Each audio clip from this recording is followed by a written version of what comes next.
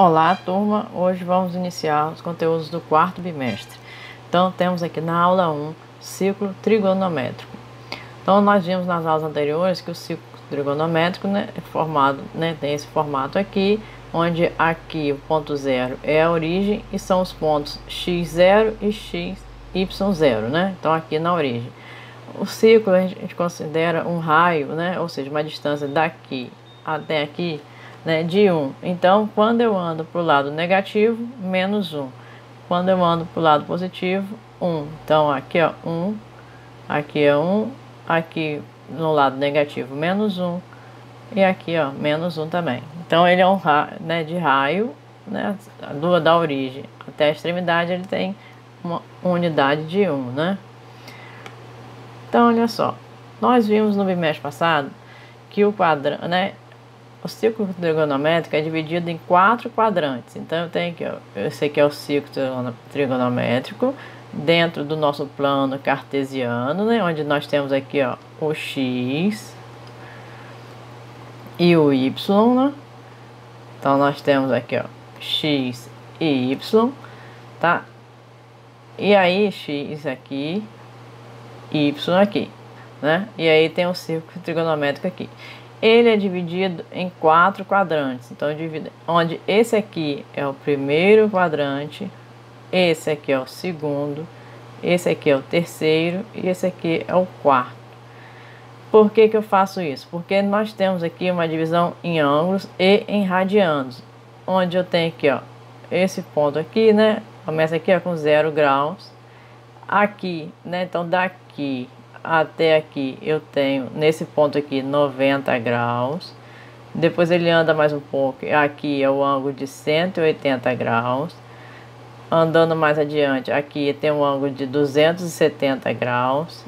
E aqui chegando o ângulo de 360 graus. Então, o ciclo trigonométrico tem uma volta completa, correspondendo ao ângulo de... Uma volta completa aqui, ó, correspondendo a um ângulo de 360 graus.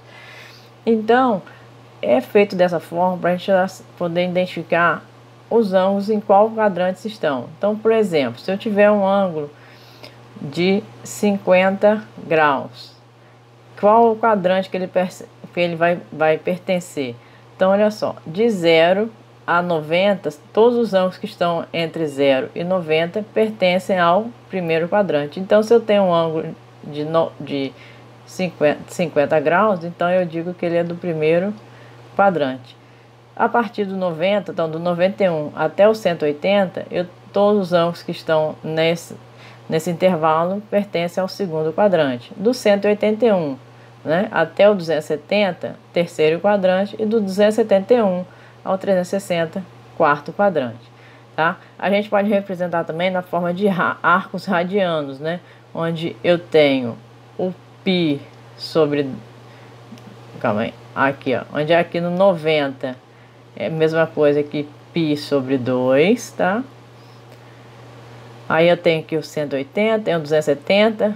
E aqui, ó, o 200 e o 360 são a mesma coisa que 2π. Porque nós sabemos que 1π, eu falei com vocês no bimestre passado, corresponde a 180 graus. Então, 90 graus, ó, π sobre 2. Então, esse lado aqui, se eu for botar ele na forma de arco, no formato radiano, então aqui é o π. Então, eu tenho 0, π sobre 2, π. O 270, ó, é o 3π sobre 2 e o 360, 2π. Então, eu posso representar um arco no formato de ângulos, Aqui eu posso identificar o ciclo trigonométrico, Escrevendo ele em ângulos, ou posso escrever também em radianos, que é usando o π, onde 0, aí eu começo no 0, depois eu tenho, ao invés de escrever 90, eu posso escrever π sobre 2, ao invés de escrever 180, eu posso escrever π, 270 graus, eu posso colocar 2π sobre 2, e o 360, aqui 270, 3π sobre 2, e o 360, 2π, Então é isso que está sendo mostrado nessa figura aqui, Então, lembrando que nós temos o eixo das abscissas, que são o x, e o eixo das ordenadas, que são o y, Mesma coisa que nós vimos nas funções anteriores. tá? Então, essa figura aqui está mostrando justamente isso que eu expliquei, né? Que a gente pode representar, né? Marcar os pontos aqui, né? Em graus, ou podemos marcar também em radianos, que é usando o π. E aí tem aqui uns exemplos, ó, que eu expliquei a vocês ali. Os 51 graus, ele vai estar em qual quadrante, né? Então, ó, 51, ó. Se aqui é 0 e aqui é o 90, né? Então, todos os ângulos que estão neste intervalo é primeiro quadrante. Então, o 51, ó, se aqui é 0, aqui é 90, o 51 pertence ao primeiro quadrante. 120, bom, do 90 ao 180, segundo quadrante. Então, o 120 está é maior que 90, mas é menor que 180. Então, ele está no segundo quadrante. O 180, aqui, ó, 180 não pertence a nenhum quadrante, sim ao eixo X. Por quê? Porque o 180 está exatamente em cima do eixo X, né? Então, ele não tem nem segundo, nem terceiro. Se for 179, segundo quadrante. 181, terceiro quadrante. Mas 180, ele não tem quadrante nenhum, porque ele está em cima do eixo X. Mesma coisa, ó, o 270, que ele vai estar em cima do eixo Y, né? Então, ele não tem quadrante.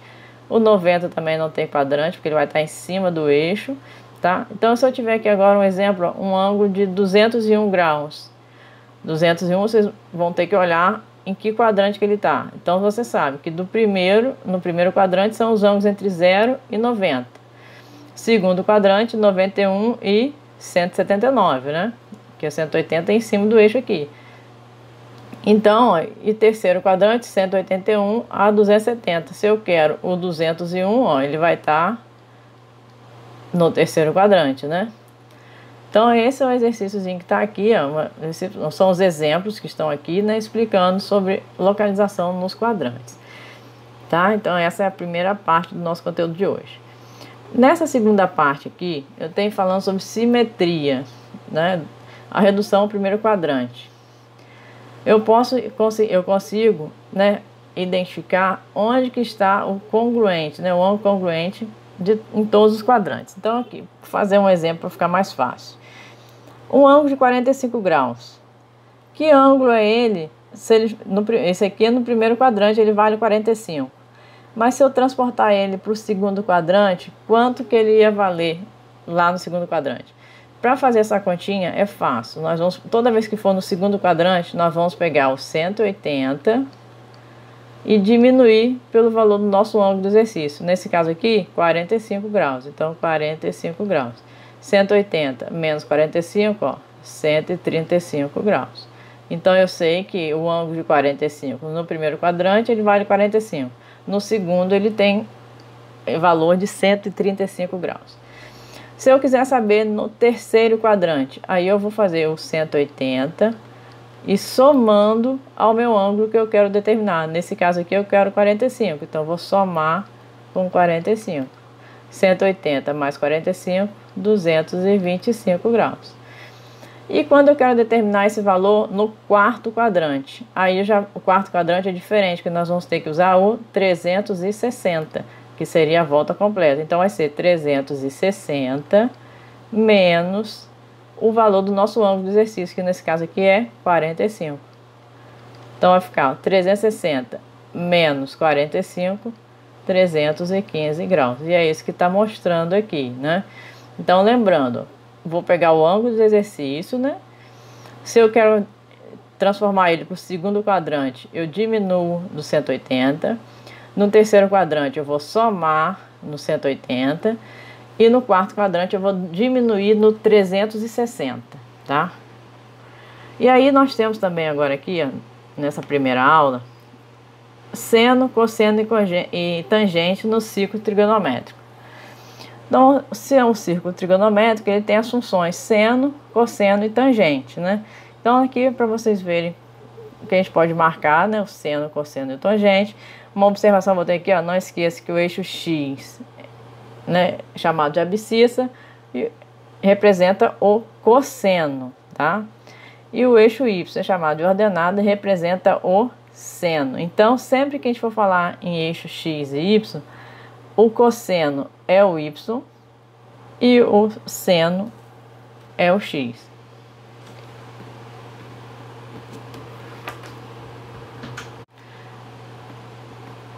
Então, voltando aqui, ó, repetindo, né? Ficou meio confuso. Eixo x é o eixo do cosseno, que é chamado de abscissa. E o eixo y, que é o eixo das ordenadas, é o seno. É só lembrar o seguinte, então, ó, anota aí, ó, x cosseno. Y são os valores do seno, né? Então, o x, ó, o x é o eixo deitado, com sono, né? E aí, ó, a gente vai botar assim, ó, x deitado com sono. E o y é o em pé, sem sono, né? Você tá em pé, tá sem sono. Então, é o y. E o deitado com sono é o cosseno, tá? Anotem aí essa observaçãozinha. E aí, nós vamos agora aqui, ó, só para mostrar como é que é o formato dessas funções, né? Então, eu tenho aqui também, ó, tangente, né? Então, nós temos ali, tá? E aí, na próxima, aqui, ó, a gente vai ver agora sobre gráfico das funções trigonométricas, né? Como que é o gráfico, né? Então, como é uma circunferência, nós chamamos esse gráfico de, pode chamar de função seno ou função senoide. Nós temos aqui, ó, a função cosseno ou cossenoide e a função tangente, que é tangentoide, tá? E aí, se a gente observar, olha, essas funções trigonométricas são classificadas como funções periódicas, ou seja, sua representação gráfica, elas repetem, né, formam um padrão de repetição, e esse padrão é chamado de período. Como assim? Aqui, ó, a função seno, por exemplo, ó, ela forma esse padrão aqui, como fosse uma onda, né? Então ela começa aqui, vai fazer esse formato aqui, chegou aqui, ó, ela vai passar a repetir o mesmo formato. Então, se eu continuar com ela, vai fazendo isso, ó, uma onda, né? Então eu digo que isso é uma periodicidade, né? Então ela começa, faz essa curva aqui, primeira onda, né? Depois ela faz de novo a mesma curva, segunda e terceira. E essa distância aqui, ó, né? Quando ela começa a se repetir, nós chamamos de período, né? Antes dela voltar a repetir. E aí tem quando é esse formato aqui é no seno, nós temos também o formato aqui, ó. No cosseno ela já faz esse formato aqui, né? Então ela vem, né, parecendo uma parábola, mas ela tem o iniciozinho mais virado, né? Então chega aqui, ó, ela vai fazer isso aqui de novo, ó, e vai continuar. Então, diferente da parábola, ela é periódica, ou seja, ela vai seguindo, né, periodicamente, né? Então vai se repetindo mais sempre adiante, né? É como se fossem só as funções das ondas, né? E aqui, ó, nós temos a tangente. Então, o gráfico da tangente, ó, ele já fica nesse formato aqui, ó, né? Ó, ele faz esse formato aqui, também se repetindo os mesmos trechos, tá? E aqui tem um exercício para vocês fazerem, treinarem e tirarem a dúvida, tá? Questão 1, questão 2, questão 3 e questão 4. E na aula de hoje, nós vamos parar aqui nesses conteúdos, que é só o da aula 1. Na próxima aula que nós vamos ver a parte de função exponencial. Então, hoje vai ficar na aula 1.